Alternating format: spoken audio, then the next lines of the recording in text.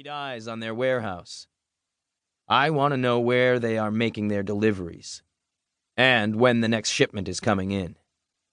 I want to make sure we get them where it hurts. I'm on it, I told him. Take Goliath and Renegade with you. No mistakes here. I don't want them to have any idea that we're watching them. I nodded, knowing what he was implying. We had left too many clues behind when we'd set up our surveillance at the Red Dragon's compound, and it could have cost us. As soon as we were dismissed from church, I went straight to the hospital. As I walked into Courtney's room, I noticed a small Christmas tree on the bedside table. Her parents had been there, but thankfully they'd already left for the day. I really wasn't in the mood to see them. Being there was hard enough without seeing her mother crying nonstop. I knew she blamed me for the accident, but she tried to keep her focus on Courtney. Her father, on the other hand, made his feelings a bit more obvious. He constantly glared at me and never tried to conceal the disgust and anger in his eyes. I didn't blame him. I deserved it. She wouldn't have been in that hospital bed if it weren't for me. I walked over to her bed and pulled a chair close to the side of the bed to be next to her. God, I missed her. It was the little things that got to me most. I'd always loved holding her hand, feeling the soft touch of her hand in mine. I needed to feel her, to touch her. So I took her hand and slowly rubbed my thumb across her fingers. I closed my eyes and took a deep breath to calm my nerves. Trying to break the unbearable silence, I began talking to her, praying that she might actually hear me. We had church today to talk about what we're gonna do to the guys that hurt you. I won't let them get away with it, Court. I love you so much.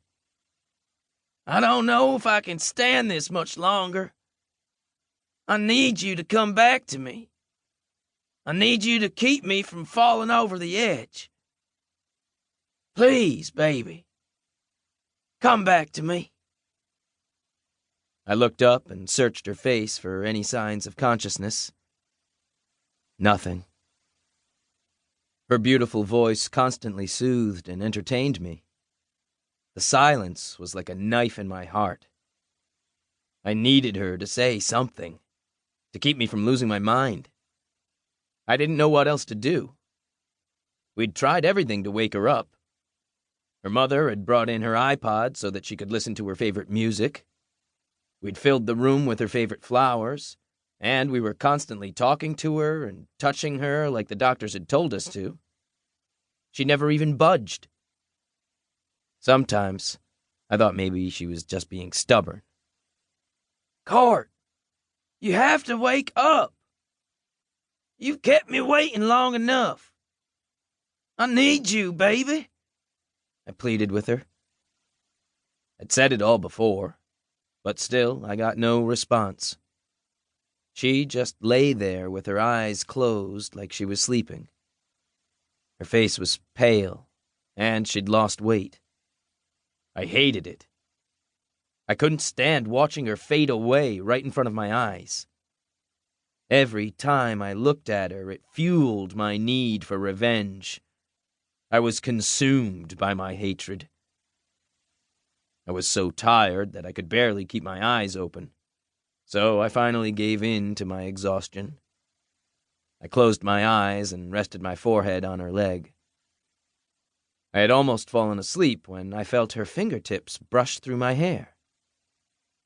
I thought it was just my imagination until I felt it again. I lifted my head and saw Courtney opening her eyes. Court? I whispered. Can you say something? Let me know I'm not dreaming here, baby. Say something. Her eyes flickered open and shut several times before she fell back to sleep. She'd never opened her eyes, so for the first time in days, I felt hope. Hope that she might find her way back to me. I sat there for hours, watching for any